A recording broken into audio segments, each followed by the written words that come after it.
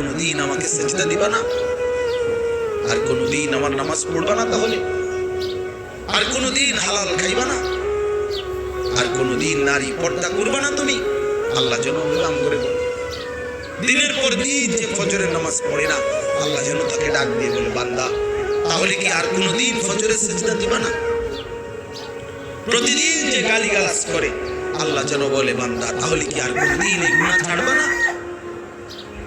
এভাবেই বলে যাইবা? এভাবে আমি আল্লাহকে কষ্ট দিবা?